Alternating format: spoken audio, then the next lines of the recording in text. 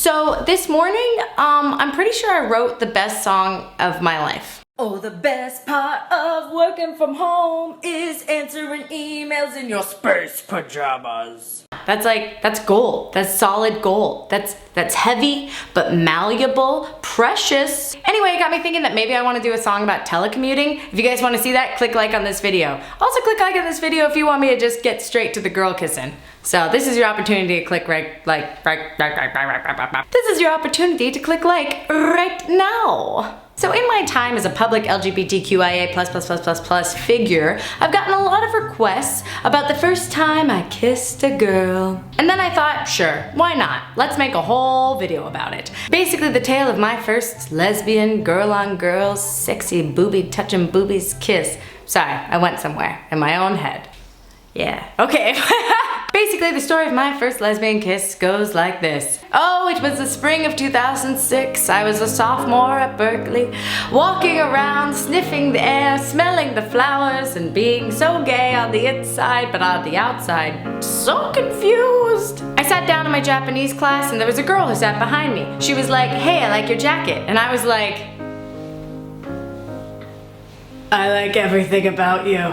Mainly her face and how nice she smelled. Anyway, we became friends for like a week, and eventually I was like, hey, you should come over to this house party I'm throwing. And she was like, okay. And I was like, yes, because nothing seals the deal like a house party, guys. I mean, I don't know, for those of you that are still in college, house parties are the most dangerous yet marvelous environments. So use caution and make sure you know where your friends are. And if you see somebody that's super drunk, take them home. But anyway, back to my story. So before we go to this house party, I'm like, oh my God, I have to tell her that I think I have a crush on her, but don't worry, I'm not gay though. I just think I have a crush on you because I just want to put my face on top of your face and then just push them together.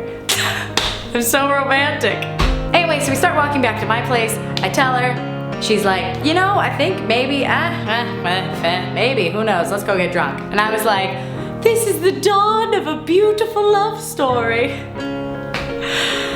You gotta laugh, you gotta laugh. I was heartbroken for so many years. So many years. I think about it now and I'm like, really? But that's just the way it goes. So we go back to my place, we're drinking tequila, dancing to the music, having a great time. Then all of a sudden, the party's over.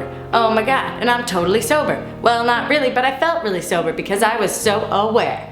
So we go upstairs to my room. This is like the second time she had slept over, by the way. She slept over earlier in that week. So I don't know, which is like we'd only known each other for like a handful of days and she was already coming over to my house all the time. I mean, this guy's this too fast, too much, too fast, too soon. You know, the everything story. So she like washes her face and brushes her teeth and I sit and walk in a circle, I'm pretty sure. And then she gets in the bed and I'm like, cool, I also sleep in that bed. And then I got in the bed too. And then I was so nervous. Like, what is happening to my body? So nervous. Like, I go into way more details, way more artfully in Buffering Unshared Tales of a Life Fully Loaded. So if you guys want all of the salacious deets of what happened that night, you should really click this link. You can click right now, pre-order it right now. Or just at least open it into a new tab. Just click, save it for after the video. I'm gonna literally sit here for 10 seconds. If you're on mobile, you can click the info card. I wasn't counting. 10, I hope. Anyway, so, laying in the bed, heart's beating like a hammer. Yeah, remember that song? Help, I'm alive, my heart keeps beating like a hammer. Oh man, I loved that song. Oh my God, I'm gonna listen to that right now. As soon as you're done filming this video. Can you tell who has not taken any medicine for their ADD today? It's me, it's Hannah. I never do when I'm filming. So I'm laying in the bed, heart's beating, and she's like laying on her side, and I'm like laying on my back because you have to understand, I'm super chaste. 19-year-old Hannah wears a cross. 19-year-old Hannah reads the Bible before going to bed every night. 19-year-old Hannah has never had sex with anybody, has never really done anything with anybody. So I'm like losing it all sorts of levels in my head. One, because I'm like, girl kissing, yum. Two, is this act literally going to banish me from the kingdom of heaven and a perfect life of a paradise on earth. Because of my sin. That's a lot of pressure on one little kiss. So she's laying on her side, being like, signals, you know, doing that like arm touch, you know, and like, you know, so it's like the little like arm touch, like, hey, what you thinking about? And you're like, ah! So she does a little arm touch, and I like look over at her, they look away, and I'm like, oh my God, well, if you're gonna do it, you gotta do it, Hannah. So like most things in my life, I just turned and announced what I'm about to do, and then I did it. I'm gonna kiss you now. And then, salacious details, click, click, click. Ooh. And then we were kissing, and it was so soft, and so nice, so great. And I kept waiting to think, oh my God, I'm kissing a girl. But the only conscious thought I had was, she tastes like Aquafresh, because that was my toothpaste at the time. So all of this anticipation of this first kiss, this first contact, really kind of led up to nothing. It led up to some great kissing, and led up to some dating, and led up to some relationship and heartbreak and gayness and etc.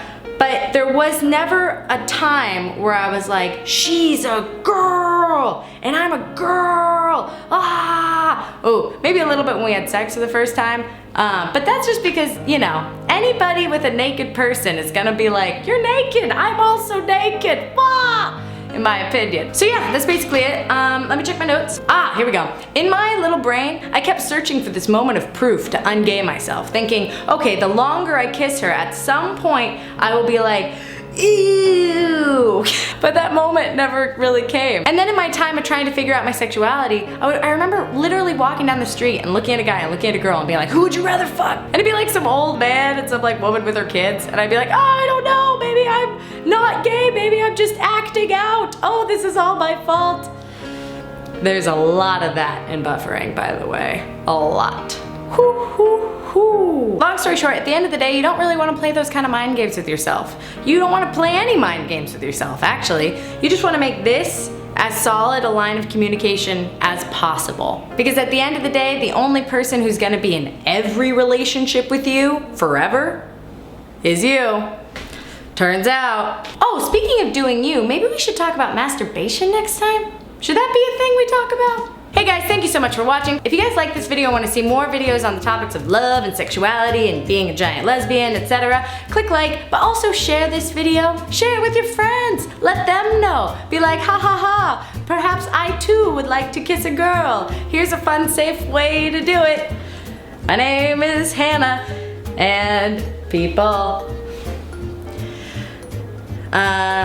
you know, I got 3 hours of sleep last night, and I think it's actually made me function better. But that's not sustainable. I don't think. I'm gonna do some research on sleep. True or false?